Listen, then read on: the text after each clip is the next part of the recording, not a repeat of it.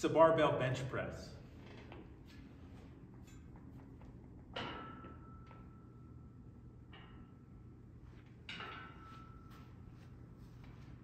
All right, we're going to do a couple techniques to break it down. So first on setup, at least in our gym, or if you're bench pressing on a rack like this rig style that has what's called a J hook, there's about 2-3 inches of play back and forth on the bar. So I find our setup can be key just for safety and efficiency of the lift.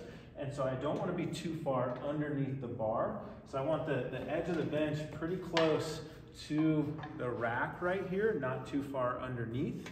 And then as I set up, I want to roll this bar all the way forward and then have pretty much my eyebrows or eyes under the bar.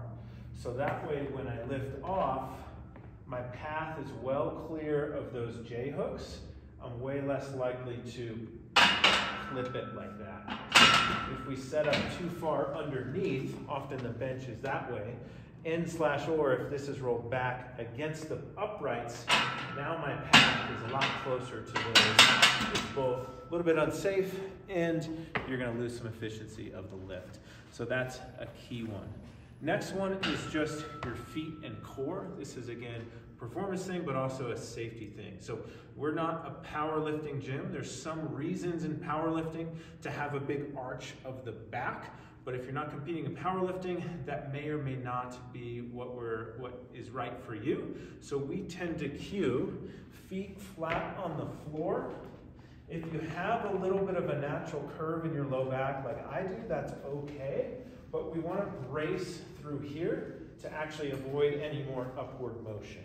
Because what we tend to find as we lift, if I'm coming through and then my low back kind of moves like during the lift, that's where we can get a missed lift or potentially a low back strain or something like that. So we want to set up feet on the floor. I have a little arch. I'm just going to brace my core so that's stable and then push through my feet. If you have a high bench like this one, or you're a little shorter, we want to make sure you can get good foot contact. And this bench is honestly maybe an inch too tall for me. So we can get either bumper plates or some pads here. And now I can get my feet a little bit flatter, roll that bar forward, and now I feel a lot more stable. My hips are not on a stretch. I can embrace through the core. As a last resort, we can bring feet on the bench, but that tends to make things a little tippier. And so typically that's not our first choice, but you can do it in a pinch. One or two more cues here. So for health of the shoulder, if you're having shoulder pain, the shoulder gets stability in external rotation. So rotating thumbs down is internal. You can see I shrug up to my neck. And if I come here, that doesn't feel so great. That's external rotation, totally changes the plane of my shoulders. And so on the bench press, my hands are like this, slightly internally rotated. And so when I grab the bar, I want to try to externally rotate or spin my bicep and crease of the elbow. So what that's going to look like as I come down, so this is internal, that's not where I want to be. External, that's a little more where I want to be. So here, external rotation is going to look like bringing the elbows inward a bit. I don't need to go all the way and like torque my wrist, but I want to not be out here inward just a bit. Then I'm going to hold that, come off, and then see how I can rotate my arms.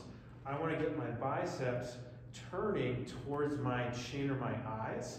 Or I can think about the crease of the elbow. I don't want those to be pointing at each other. I want those to be pointing up towards my forehead.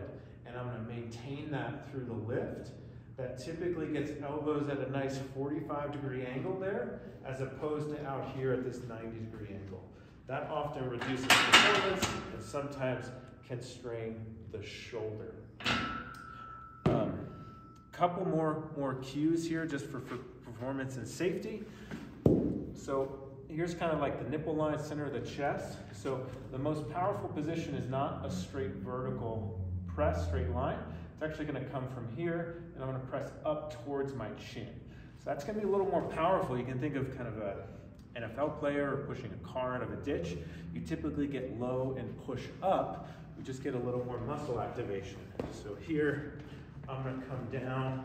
I'm gonna try and hit the bar at the center of my chest, but then finish over my chin. So that's another reason why I don't wanna clip these J hooks. I'm gonna come here, down, center, and then push back up. The bar is now over my chin or my mouth. So there's a slight diagonal that's gonna give me a little more pop, a little more power. Final two things, we wanna have stable shoulders. So I wanna gently squeeze my shoulders into the bench, so that way I'm pushing from a stable base. So I'm gonna come up, get the external rotation, gentle squeeze into the bench, and hold those two things as I press. However, as I come here, that might limit some people's range of motion. If you're tight in the front of the shoulder, as you go down, you might run out of range and start to have the shoulder pop up like that. So if you're getting discomfort at the bottom of the bench press and you're following all these cues, we might think about just shortening the depth as we work on your shoulder range of motion. So those are some key tips for the bench press. It tends to hold true for any bench press, narrow, standard, wide. So narrow is typically in the edge of the knurling, a little more tricep dominant. Standard, I usually measure a thumb from the knurling and wrap around. Wide, I'm usually kind of ring finger, middle finger, index finger out on this line. Those just bias different muscles, but otherwise, all those technique cues will stay the same.